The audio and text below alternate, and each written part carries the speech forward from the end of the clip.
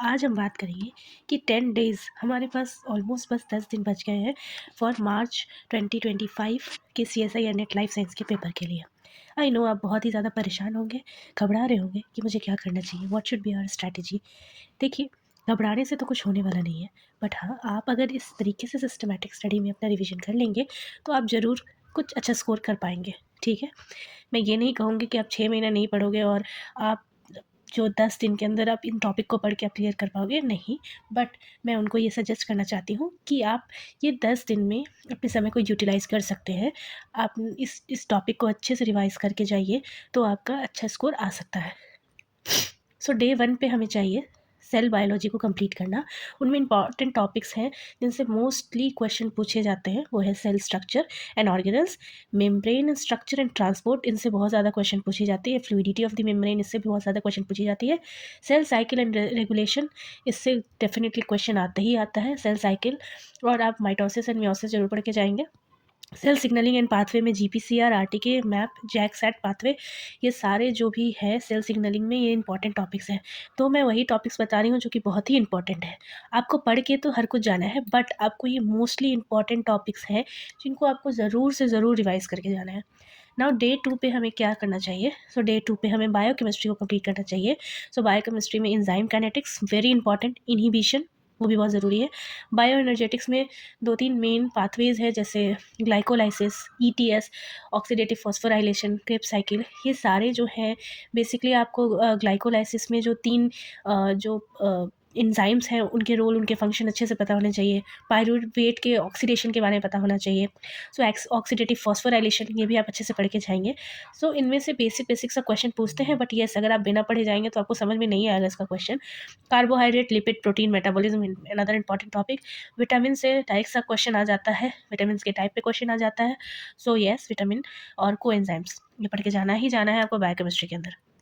Now talking about the molecular biology, the third most fundamental topic जिसको आपको हमेशा से कवर करना है।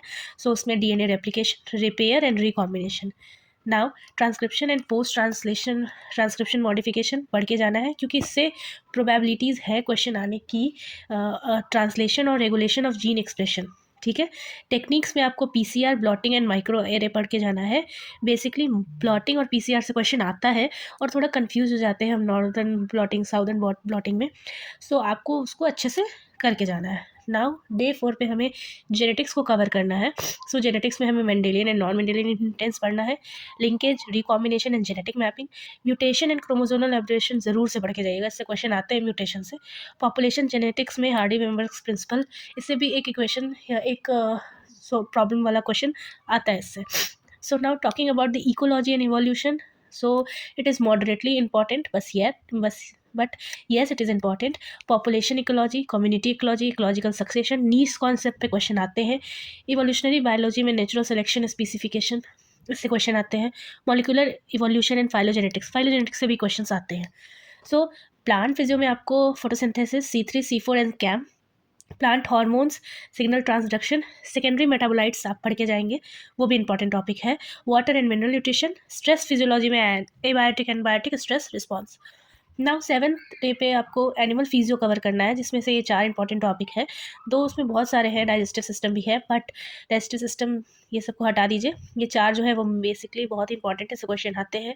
So nervous tissue, so nervous system, neurotransmitters, endocrine system, hormone regulation, कैसे होता है हमारे बॉडी में हार्मोन का regulation, circulatory and respiratory system, इसके अंदर आपको रेगुलेशन पार्ट याद से पढ़ के जाना है, रिस्पिरेटरी का भी और सर्कुलेटरी सिस्टम का भी, excretory and immune system. So basically excretory system में आपको इसका रेगुलेशन ज़रूर से पढ़ के जाना है। इम्यून सिस्टम तो उसको आपको कवर करना ही है। डेवलपमेंटल बायोलॉजी में gametogenesis and fertilization, early embryo development, gastrulation and organogenesis, axis patterning और स्टेम सेल रीजनरेशन, ये इंपॉर्टेंट टॉपिक है, आप उसको पढ़ के जाइएगा।